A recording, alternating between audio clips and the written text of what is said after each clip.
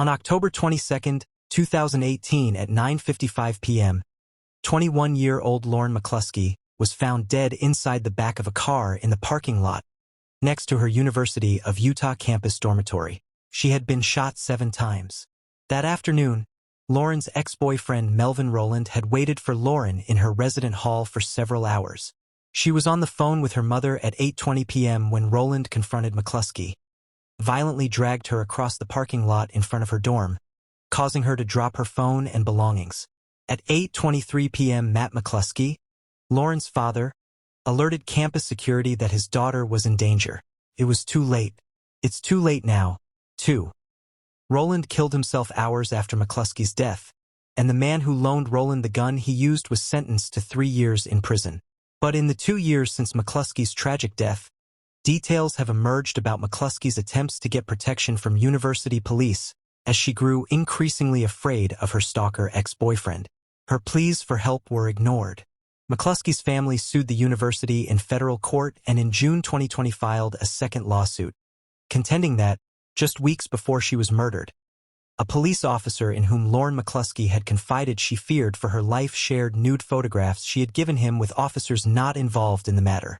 When Lauren Maccluaskey decided to attend the University of Utah, she was recruited to become a member of the women's track and field team.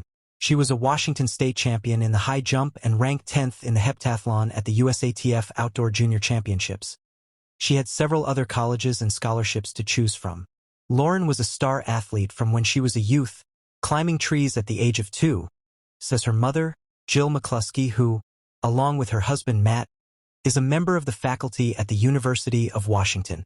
Maccluaskey's teachers, coaches, and teammates had a high respect and regard for her as a multi-event athlete, for maintaining a high GPA, and as a person.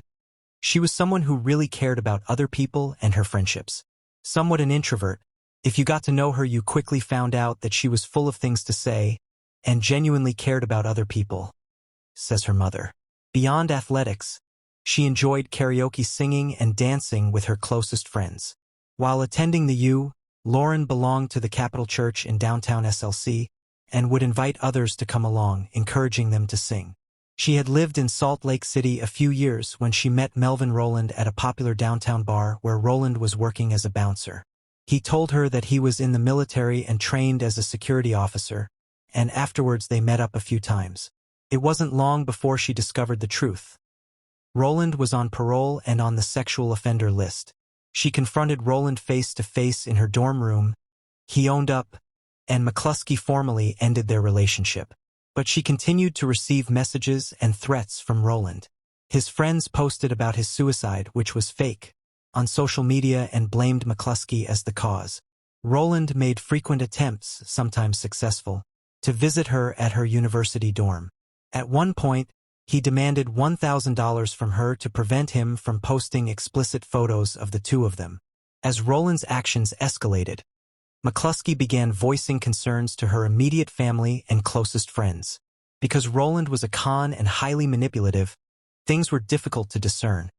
She didn't always believe he was a threat, or that her life was in danger, and she wished to take care of the situation by herself.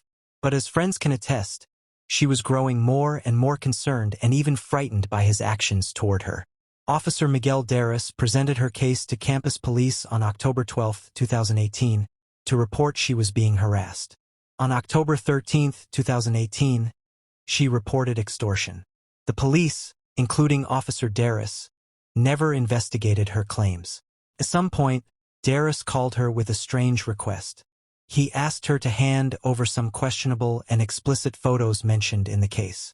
As we now know, Darris downloaded those pictures onto his personal phone and was overheard boasting to colleagues, remarking about her looks and being cute. Looking back, it's easy to see many points where Maccluaskey's murder could have been prevented. Her mother Jill Maccluaskey says, "The officers never checked Lauren's killer's offender status. After the police took her statement, they could have easily found out that Rowland was on parole and put him in jail right then. I just wish a responsible adult would have listened and believed." Rowland was on parole and could have been taken into custody. On October 19, 2018, Maccluaskey emailed Detective Kayla Daloff with Rowland's offender information. Daloff did not read the email until after Lauren was killed. According to Lauren's friend Shelby Gonzalez, on Thursday before we lost Lauren, she asked me to come to the library to meet her because she needed help. She said the police didn't believe her about her scary ex, and she didn't know what to do. It turns out that Maccluaskey was victimized not just by her killer. Lax dormitory security and a macho culture of minimizing co-eds complaints also contributed to her death. Maccluaskey says, "The U has never admitted that Lauren's death could have been prevented, or apologized or taken responsibility for their failures. It's hard for them to change if they don't acknowledge their failures, and that has to happen going forward." Too late for Maccluaskey, changes are coming about, somewhat ironically in a year when campus population and social interactions will drastically decrease due to the coronavirus. Following Maccluaskey's murder, teammate and friend Brooke Martin was in shock. But as time went by, she noticed that little or nothing was changing in campus safety or policy. Martin created a mural in Maccluaskey's honor and helped build a student-led coalition called Unsafe U. Since their first public protest on the first anniversary of Maccluaskey's death, Unsafe U has been gathering and sharing stories of other mishandled cases.